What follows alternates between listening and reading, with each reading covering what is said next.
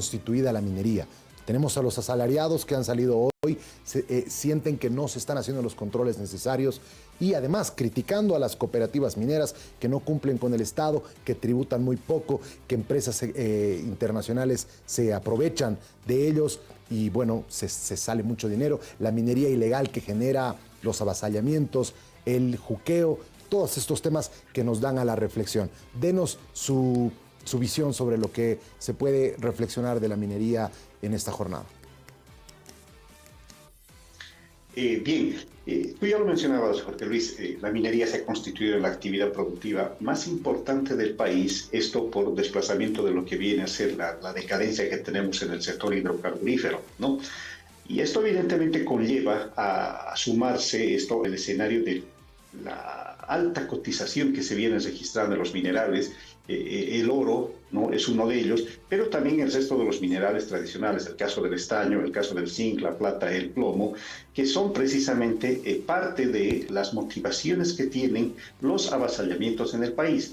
Si tú miras los últimos 20 años, hay varios hechos que justamente están tipificados dentro de lo que es el avasallamiento y casualmente todas estas se dan en periodos de precios altos, ¿no? De precios que se han marcado y nosotros al no haber superado esa condición primaria dentro de nuestra minería vivimos de lo que vendemos, de lo que podemos exportar. En esa lógica de exportar o morir que la minería sigue siendo este escenario de precios altos se constituye en uno de los principales factores para que todo este escenario de conflictividad se esté registrando. Pero además, a esto hay que añadir la debilidad que tenemos en la institucionalidad del aparato estatal para poder fiscalizar y controlar precisamente todo este crecimiento y todo lo que conlleva este crecimiento, porque hay una serie de factores que seguro vale la pena ser mencionados, como el hecho de la comercialización, como el hecho del respeto del derecho de las áreas mineras, la expansión de la actividad minera a diferentes puntos del país sin ninguna planificación, pero también el hecho de la impunidad en la cual han quedado muchos de estos hechos a lo largo de estos 20 años, ¿no? Hoy estuvieron en movilización los compañeros de la Federación Sindical de Trabajadores Mineros de Bolivia, precisamente demandando la atención de parte de las instancias pertinentes para todos estos temas que han ido denunciando ellos en las últimas semanas, avasallamientos a diferentes centros mineros. Ahora, estos avasallamientos no resultan una novedad como algo que se ha producido recientemente, sino precisamente dentro de estos 20 años de gobierno del MAS hay que señalar que ha habido varios casos donde no se ha atacado el problema de raíz. Recordemos, por ejemplo, lo que ha sucedido en Huanuni el 5 y 6 de octubre del 2006, cuando el grupo de las 4 cooperativas que estaban asentadas en ese distrito minero intentaron tomar la mina, ¿no? Y el saldo trágico de este enfrentamiento fueron 13 mineros muertos y la solución que dio el gobierno fue la inclusión del sector cooperativo a la empresa. Hecho similar ocurrió en 2012 con Colquiri, hubo avasallamientos también de cooperativas a la empresa estatal, otros en el caso de Caracoles, y así hubo una suma de conflictos, pero que de fondo nunca fueron atendidos debidamente. Y la falta de atención oportuna y debidamente entendiendo cómo se desarrolla la minería hace que estos hechos se sigan replicando, porque en la actualidad es nuevamente un grupo de cooperativas que intentan tomar diferentes yacimientos mineros en el departamento de Potosí. Ahora, Alfredo, yo de verdad quisiera entender un poco cómo funciona esto, porque creo que hay una cadena, ¿no es cierto? Están las empresas extranjeras por un lado, están comunarios y cooperativistas por el otro, que andan, imagino, poniendo mucha plata para que puedan hacerse de todos estos terrenos, estos minerales y de todo este movimiento económico. ¿Cómo funciona en realidad? ¿Cuántas hay? ¿Quién presiona a quién? ¿Quién trabaja con quién? ¿Cómo es la cosa? Mira, Soraya, en nuestra minería en Bolivia, una característica que tiene, que precisamente complejiza todo esto, es la diversidad de actores que existen, ¿no? Porque nuestra minería consta del operador estatal representado por lo que es las operaciones de la Comibol, está el sector privado, como la gran minería, que puede ser San Cristóbal, Chinchihuayra, son los mineros chicos, los pequeños empresarios mineros que están asociados en la Cámara Nacional de Minería, y está el sector cooperativo. Y este sector cooperativo en los últimos años incluso ha tenido una división porque no congenian la forma en la cual desarrollan sus actividades. Y las cooperativas se dividen en el sector tradicional, aglutinadas en FENCOMIN, y el sector aurífero, que ahora están aglutinados en FEJMABOL, ¿no? Y esta división, que ya hace años, hace que tengamos casi 5 tipos de operadores. Ahora, de alguna forma, el Estado tiene relación con los privados, porque hay contratos de asociación minera que se tienen, ¿no? Lo que antes eran los contratos de riesgo compartido. Hay áreas de la Comibol que trabaja a través de privados, hay áreas de la Comibol que las trabaja directamente, ¿no? Y hay este sector de las cooperativas que es donde se ha desarrollado mucha ilegalidad, porque particularmente en lo que es el tema del oro, por ejemplo, es donde recurrentemente hemos escuchado de estas asociaciones con capitales privados y capitales de dudosa procedencia que, vulnerando la norma, han suscrito contratos para poder explotar el oro. Pero también ahora se está dando la ilegalidad en el sector tradicional, porque hay algunas supuestas cooperativas que están avasallando diferentes territorios, diferentes operaciones, y están procediendo con la explotación. Ahora, este tema se complejiza más porque dentro de los actores mineros hay uno que muy pocas veces resulta fiscalizado, y es la comercializadora de minerales. Porque en este caso el problema data en que las cooperativas pueden avasallar un yacimiento, pero de todas formas sí o sí tienen que comercializar esa carga. Y ahí es donde el Estado muy pocas veces ha actuado para decir quiénes compran, qué comercializadoras compran a estos operadores que están al margen de la ley, que están operando, están explotando yacimientos, pero ¿a quién venden? Y ese mineral, ¿dónde va a parar? ¿Cómo se exporta del país, ¿no? Y obviamente ahí surge la debilidad institucional, porque no se puede ejercer control, más aún cuando no se ha planificado el verdadero crecimiento de la minería que ha registrado en los últimos años, y obviamente les resulta difícil fiscalizar. Entonces, el tema evidentemente es complejo, pero no resulta complejo el poder atender con los diferentes canales que tenemos. Y cuando te hablo de comercialización, por ejemplo, ahí es el rol particular del SENARECOM, que tendría que estar haciendo seguimiento de cómo se está comercializando todas estas cargas ilegales, toda esta producción ilegal que se va dando en nuestro país. Y ahora, ¿cómo se puede controlar, hacer un control efectivo? ¿Qué acciones puede generar el Estado? No solamente, digamos, a partir del uso de los militares, de los policías. ¿Qué otros mecanismos se utilizan en la región? Chile también es un país con minería importante, es decir, la región también tiene una importante generación de recursos a partir de la minería. ¿Cuáles son los mecanismos que se utilizan para evitar que la minería ilegal campee de esta manera como sucede en Bolivia? Mira, la experiencia en Chile no conozco de que se vayan registrando como tal una actividad minera ilegal, ¿no? Porque hay un control muy estricto y la mayoría de sus operaciones están basadas casi en lo que es las operaciones de orden privado. En caso de Perú sucede algo similar, con excepción de lo que es el oro y el cobre, donde se están registrando operaciones ilegales. En el caso del oro hay unos efectivos controles que se hacen desde la Fiscalía en Perú para poder controlar y clasificar las operaciones, porque en Perú ya se ha avanzado mucho en lo que es normar, por ejemplo, la minería artesanal a pequeña escala, entendiendo a las operaciones, por ejemplo, que se realizan en comunidades, por comunarios y a muy pequeña escala, ¿no? Sin el uso intensivo de maquinaria, sin el uso de mercurio, o donde haya un trabajo remunerado o trabajo asalariado, ¿no? Bajo ciertas condiciones hay una categorización.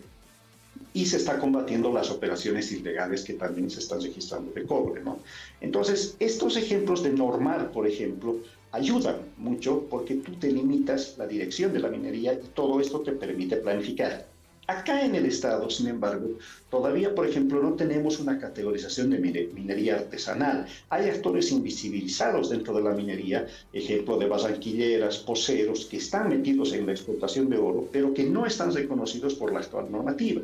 Y muy comúnmente lo que se hace es confundir a la cooperativa minera con la minería artesanal, cuando no es así. Nosotros en el CEDLA hemos hecho estudios por los cuales hemos identificado incluso algunas operaciones de cooperativas que están llegando a producir hasta 40 kilos de oro al mes, que tienen trabajadores asalariados, que tienen un consumo superior a los 40.000 litros de combustible. Entonces estas obviamente no pueden ser consideradas cooperativas. Pero esta ilegalidad, esta permisividad que se ha dado en el sector aurífero, ahora se lo puede ver también en el sector asalariado. No te olvides que años atrás, en 2016, precisamente las cooperativas del sector tradicional estuvieron movilizadas exigiendo que se deje sin efecto la aplicación del artículo 151 de la ley minera, que prohíbe la asociación entre cooperativas y empresarios privados, ¿no? Porque esto sería una transgresión al origen o a la génesis con la cual trabajan las cooperativas. Ahora, parte de estos conflictos del avasallamiento, lo que se está registrando en Potosí específicamente, obedece a una falta de planificación desde la Comibol y el Ministerio de Minería, porque el traslado de cooperativistas desde el Cerro Rico a otros puntos ya se había conversado hace muchos años atrás, pero que no se ha dado atención oportuna, la debida atención, porque claro, en el Ministerio de Minería se legisla a partir de lo que dicen las cooperativas. No nos olvidemos que el actual ministro de Minería es representante de las cooperativas y obviamente ahí pesa la duda de su objetividad para atender estos temas. Claro. Y obviamente ahí si sumas la resistencia de las cooperativas de salir desde el Cerro Rico, hace que esto se dificulte atenderlo, pero en el fondo obedece a una falta de planificación desde el gobierno. Alfredo, ahora los mineros asalariados que han llegado a la sede de gobierno están pidiendo respeto, están pidiendo garantías. ¿Cómo puede el gobierno garantizar que ya no va a ocurrir más esto, tomando en cuenta además que ya está de salida? Bueno, haces una puntualización muy interesante sobre ello. Los cooperativistas se han vuelto un actor no solo productivo económico, se han vuelto un actor político partidario, con un gran poder económico y una gran capacidad de movilización. Y esta participación en los últimos 20 años de gobierno, desde el 2005, cuando asume Evo Morales, hasta lo que es hoy el gobierno de Arce, ha hecho que ellos, desde esa injerencia que han tenido al interior del gobierno, delimiten la política pública minera a su medida, y esto les ha permitido un crecimiento intensivo. Y obviamente al tener este crecimiento, este poder y esta incidencia, hace que ellos quieran vulnerar la norma y no estar sujetos a cualquier fiscalización. Y obviamente esto lo hacen ellos sabiendo que este es un gobierno que en este momento muestra debilidad por donde se quiera verlo. Está de salida, no tiene una continuidad ni siquiera partidaria, no va a tener representación en ninguna instancia de gobierno, entonces hace que las cooperativas obviamente se desmarquen y cuiden sus intereses.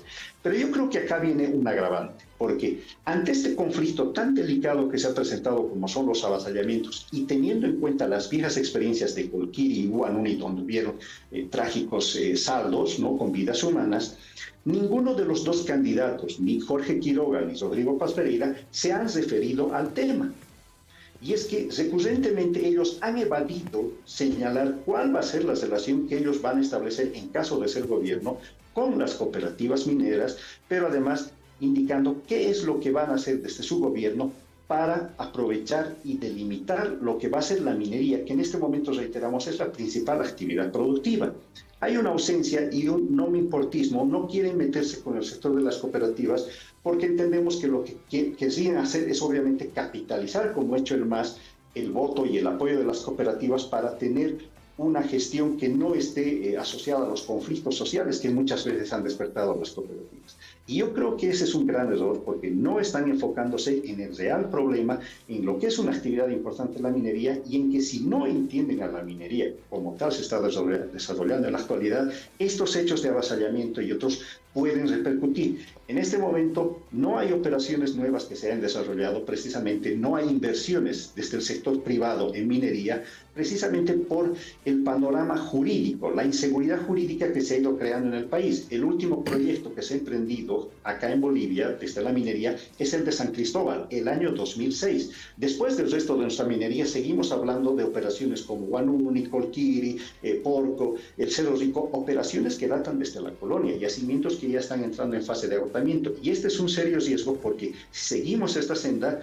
nuestra minería podría estar atravesando un escenario como el que estamos viviendo actualmente de los hidrocarburos en pleno agotamiento.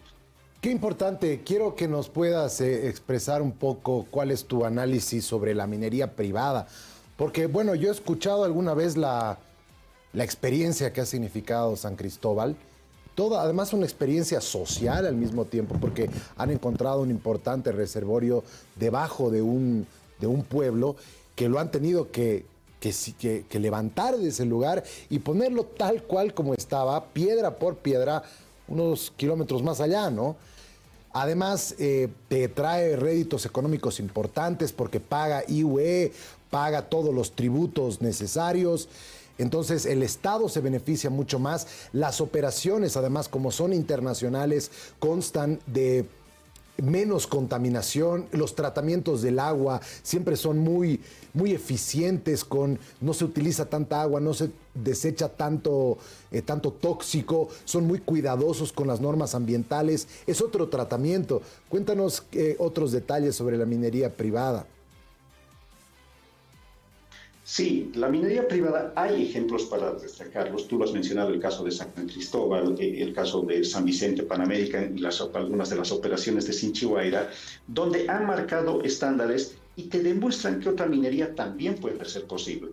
En el mundo ahora se habla de una minería responsable, ¿no? De una minería para la transición energética, de una minería que esté bajo los estándares o los criterios ESG. Bueno, te hablan de mucha minería que puede ser posible. Pero esta minería va a ser posible siempre y cuando tú le brindes las condiciones necesarias a través de una normativa específica. Y es que nuestra normativa como tal es muy débil. La ley 535 ha sido completamente desactualizada y si Bolivia quiere ingresar a esa minería moderna, la actual normativa no la acompaña. Porque la actual normativa, reitero, lo que ha hecho es privilegiar la reproducción de un modelo cooperativista. En este momento, de cada 10 empleos que genera la actividad minera, 9 son cooperativistas. Entonces estás hablando de que tenemos más un empleo precario, ¿no? Que está expuesto a muchos riesgos como el que se está dando en el Cerro Rico, porque hasta el día de ayer eran, según el Ministerio Público y la estadística, 91 decesos al interior del cerro, ¿no? Y eso según son los reportes, porque no se tiene a cabalidad de la gente que entra a trabajar en condición de asalariado, de peón jornalero en el Cerro Rico, y ellos posiblemente no están. Ahí se transa una muerte, se arregla con dinero y queda invisibilizado el caso, la investigación. Entonces, esa es la debilidad que tenemos. En vez de fomentar un empleo formal, sea por vía estatal en asociación con privados, o sea, una vía privada, no tenemos esa condición y cada vez tenemos menos proyectos sólidos que te permitan mostrar o aprovechar el potencial minero que tenemos como país. Sabemos que tenemos un potencial, pero solamente sabemos de referencia porque tampoco hay estudios serios que en este momento te permitan desarrollar una nueva minería. Reitero, lo último que ha entrado en Bolivia es San Cristóbal del 2006 con una minería de gran envergadura, pero el resto no se ha podido desarrollar más. Entonces lo que urge es que se mire a la minería, pero a través de ciencia, a través de estudios técnicos, donde las decisiones sean de carácter técnico y no político-partidarias como se ha venido manejando ahora. Entonces, hay mucho por hacer por el tema minero, pero sí una minería a gran escala, con estándares altos, puede ser posible, pero a partir de la definición de una política pública minera que te permita definir y responder la consulta qué tipo de minería queremos para el país. Sí. Queremos agradecerle, Alfredo, por haber